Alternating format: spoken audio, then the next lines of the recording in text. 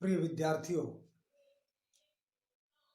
स्वागत है आपका प्रस्तुत वीडियो में। मैं आपको सिंटैक्स के अंतर्गत सिंटैक्स ऑफ वर्ब पढ़ा रहा हूं, जिसके 14 रूल्स मैंने आपको समझा दिए हैं। और इस वीडियो में रूल नंबर 15, जब दो नाउन्स विद अथवा टुगेदर विद अथवा इन एडिशन टू अथवा एज वेल एज अथवा अलोंग विद से जुड़े हों तो सिंगुलर वर्ब का प्रयोग करते हैं। बहुत आसान बात है।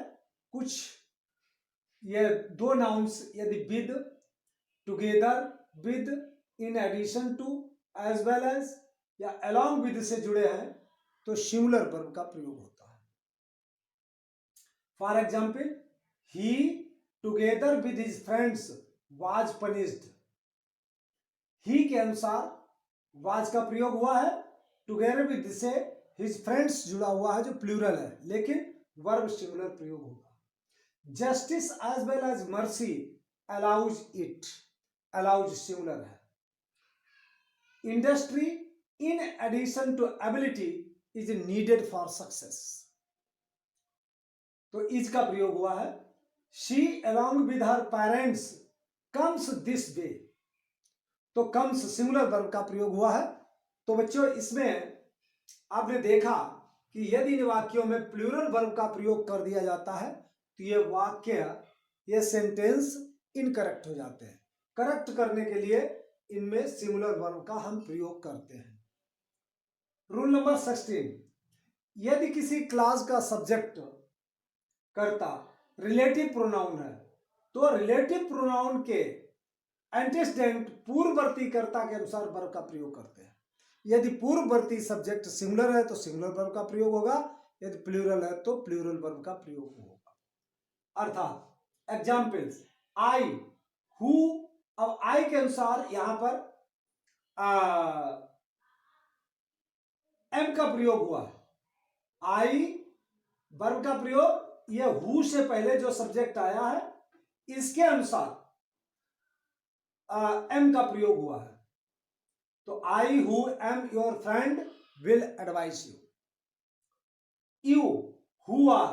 अब देखिए, हु से पूर्व कौन सब्जेक्ट है? यू, तो यू के अकॉर्डिंग आर का प्रयोग हुआ है। Who, you who are my friend should guide me. Those, who live. अब दोज यहां पर है, दोज के अनुसार लिव का प्रयोग हुआ। दोज प्लूरल है तो लिव भी प्लूरल है। Those who live in glass house should not throw stones. He is one of the best leaders that have ever lived, तो दैट से पूर्व लीडर्स का प्रयोग हुआ जो प्लूरल है, उसके अकॉर्डिंग यहां पर हैव का प्रयोग हुआ है।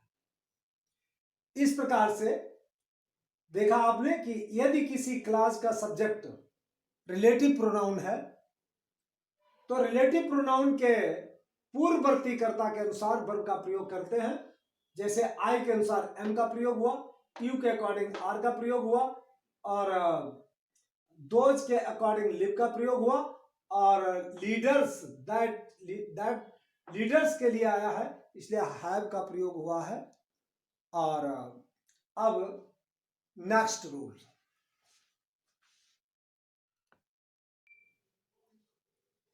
यदि और अथवा नॉर से जुड़े सब्जेक्ट्स भिन्न भिन्न नंबर्स के हैं, जैसे एक सिंगुलर है तो दूसरा प्लूरल है, तो प्लूरल वर्ब का प्रयोग करते हैं और पहले सिंगुलर सब्जेक्ट और बाद में प्लूरल सब्जेक्ट लिखते हैं।